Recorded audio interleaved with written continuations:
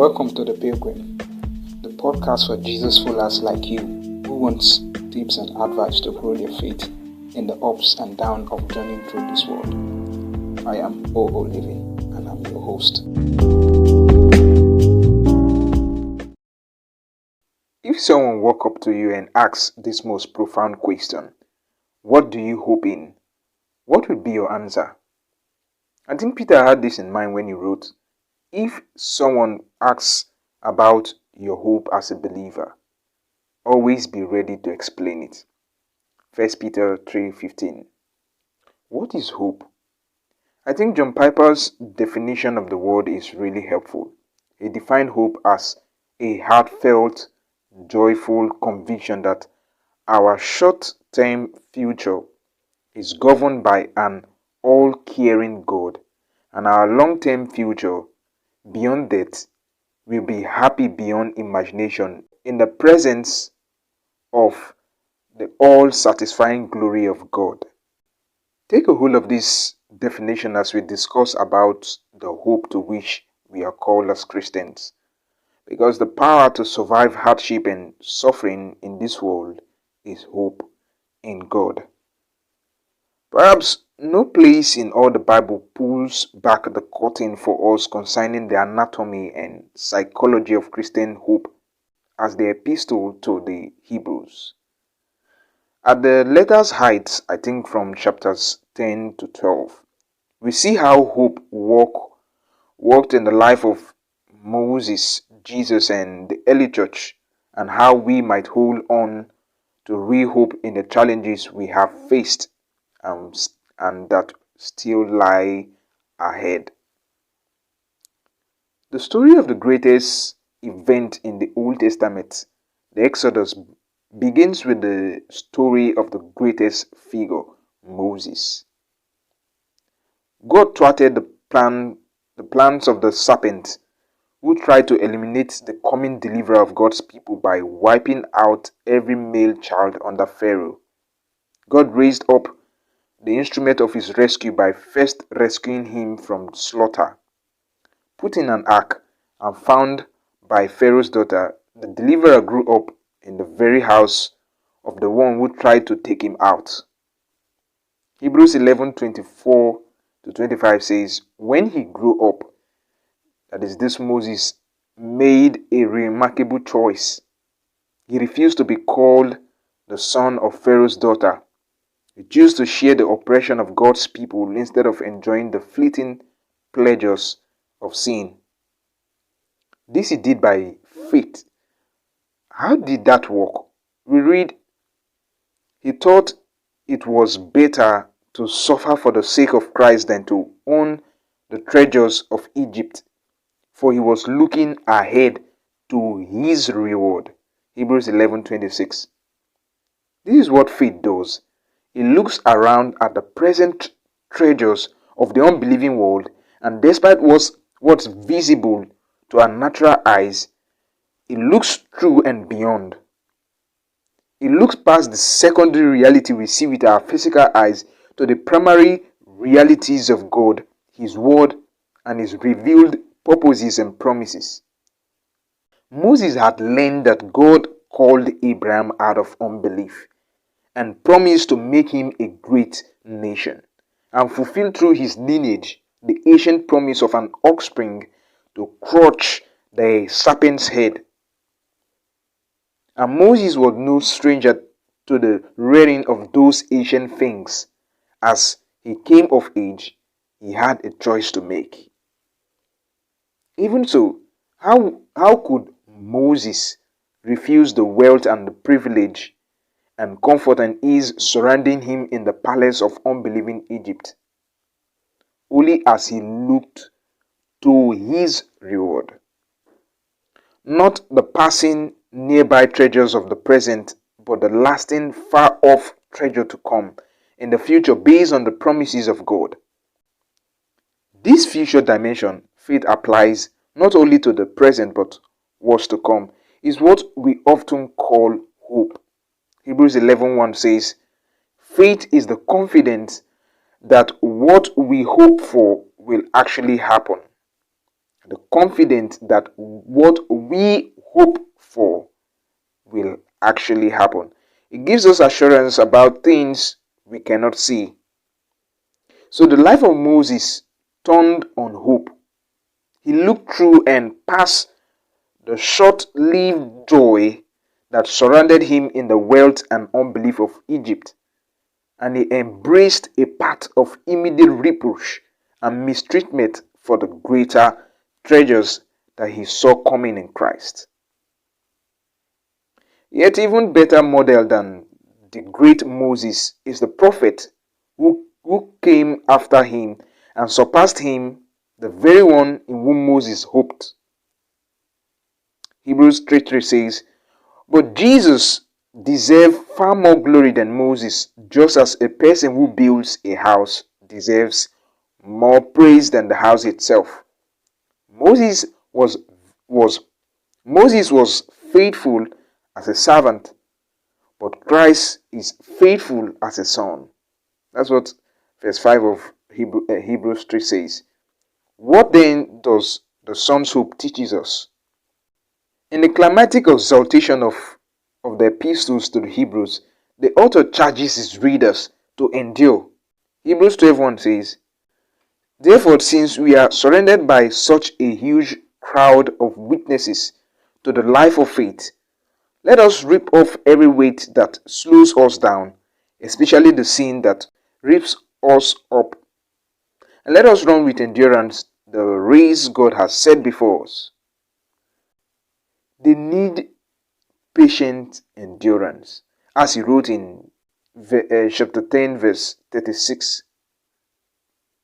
Patience means the runner needs to wait to receive strength for the race. Endurance means the runner is facing some resistance, whether internally or externally, external obstacles or inner weariness, difficult terrain or disappointment. No human model could be better than Jesus, but we do not just look to him, we also see what he looked to. Hebrews 12:2 says, "Keeping our eyes on Jesus, who because of the joy awaiting him, he endured the cross, disregarding its shame." God himself, in human flesh, had need of endurance and need of hope. And where did he look to find hope? Hope enough to not only endure common resistance but endure the cross. God himself, in human flesh, had need of endurance and need of hope. And where did he look to find hope? Enough not only to endure common resistance but endure the cross. It was the joy that was awaiting him, the joy of finishing his work, the joy of securing a bride, and most of all, the joy of returning to the immediate presence of his Father and sitting down at his right hand. Hope for Christ himself and hope for Christians today is not human optimism we whip up on our own. It's not the power of a resilient personality or natural buoyancy or positive thinking. Christian hope is supernatural. As with Moses, hope looks past surrounding wealth and promises of immediate comfort, as it was with Jesus. It moves towards purposeful discomfort, even death, not from any sadistic love of pain. Actually, Jesus disregarded the shame of the cross, remember, but because of solid hope outside ourselves for what joy awaits us on the other side, joy that will make every difficulty worth it once we arrive in the presence of God for all eternity. Finally, the early church. Models as Moses and Jesus are, it might be easy to dismiss their faiths as unusual. What about the rest of us? Hebrews teaches us the psychology of hope not only through Moses and Jesus and other celebrated figures in Hebrews 11, but also through ordinary, nameless Christians in the early church. In charging his reader towards Christian endurance now, in the face of their present trials, Hebrews remind them of how they endured and what hope they had in those early days when they first came to faith in Christ, and the resilient hope that blossomed in such faith. Hebrews 10:32 to 36 says, think back on those early days when you first learned about Christ. Remember how you remained faithful even though it meant terrible suffering. Sometimes you were exposed to public ridicule and were beaten, and sometimes you helped others who were suffering the same thing. You suffered along with those who were thrown into jail, and when all you owned was taken from you, you accepted it with joy. You knew there were better things waiting for you that will last forever. So, do not throw away this confident trust in the Lord. Remember the great reward it brings you. Patient endurance is what you need now, so that you will continue to do God's will. Then you will receive all that He has promised. Some among their number had been imprisoned for their faith. In those days, the authorities did not provide food for prisoners, so these early Christians face a dilemma. Do we step forward to bring provisions to our imprisoned friends, and thus identify ourselves with them and expose ourselves to mistreatment as well? If they went public as Christians, their worldly possessions in all likelihood would be taken away. But they had a greater hope than their earthly possessions. So they went, and as they suspected, they suffered for it. Yet they joyfully accepted their property being taken away, knowing that they had a better and lasting possession. Same word in the Greek, but plural in the first instance and singular in the second. They were willing to have their earthly possessions, plural, taken away, even with joy, because they knew themselves to have a singular, eternal, better possession, namely Christ Himself as their great reward. The example of these ordinary early Christians teaches us that Christian hope do not mean that all our good, all our joy, all our reward is in the future. We do indeed look to the future, but even now we have a better and lasting possession in Christ. Not just we have Him even now. Our strong hope for the future is founded on the joy we have today in Christ as foretaste.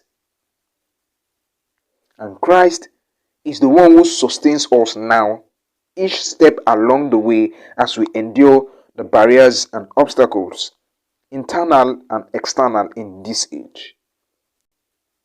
Christian hope doesn't mean we run on empty and walk along on the path of endurance until He comes. We have Him now, the one who promised to be with us and give His Spirit with liberty.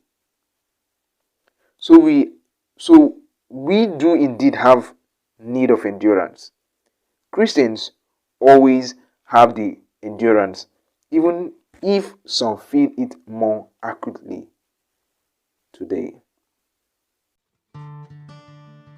Thank you for listening to today's episode.